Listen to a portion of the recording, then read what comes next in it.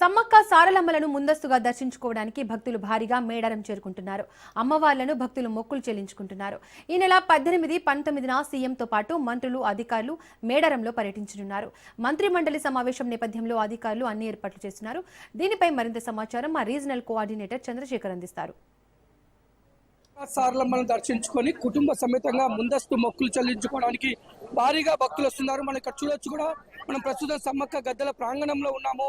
ఇటు సంక్రాంతి సెలవుల నేపథ్యంలో అయితే ఇటు ముందస్తుగా మొక్కులు చెల్లించేందుకు కుటుంబ సమేతంగా కూడా ఇక్కడికి మేడారం వస్తున్నారు. మేడారం వచ్చి ఇక్కడ మొక్కులు చెల్లించుకుంటున్న పరిస్థితి. ఇక్కడ మనతో కొంతమంది భక్తులు ఉన్నారు, వారితో మాట్లాడడం. సార్, ఎక్కడి నుంచి వచ్చారు? నర్సంపేట నుంచి వచ్చినాము.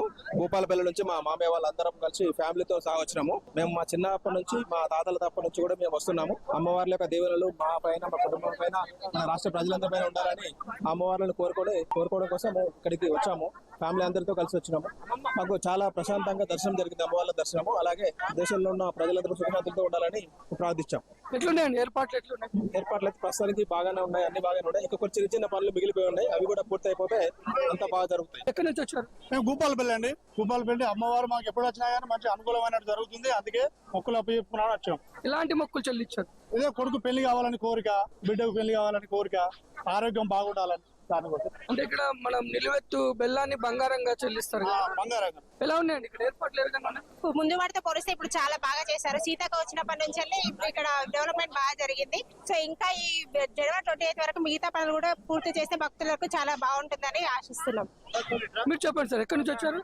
ఫస్ట్ ఆఫ్ ఆల్ సీతక్క గారికి మేము ధన్యవాదాలు తెలియజేస్తున్నాము. Compare to the last government, Congress government is doing absolutely marvellous job. ఇంత చక్కగా మేడారం జాతరని ఇంత బ్యూటిఫికేషన్ గా చేయడం అనేది దట్ ఈస్ ఓన్లీ వాళ్ళ కాంగ్రెస్ వల్ల సాధ్యమైందని తెలిసిపోతాను సార్. సీతక్క గారికి, మన కొండ సురేఖ మేడం గారికి, ఎక్స్క్లూజివ్లీ రేవంత్ రెడ్డి గారికి, వీళ్ళందరికీ సెల్యూట్ చేయాలి అంతే. ఈ నెల 18, 19 ఇటు ముఖ్యమంత్రితో పాటు ఇటు కేబినెట్ కూడా మేడారంలో సమావేశం కానున్న నేపథ్యంలో ఇటు మంత్రుల రాక కూడా పూర్తిగా ఏర్పాట్లు చేశారు.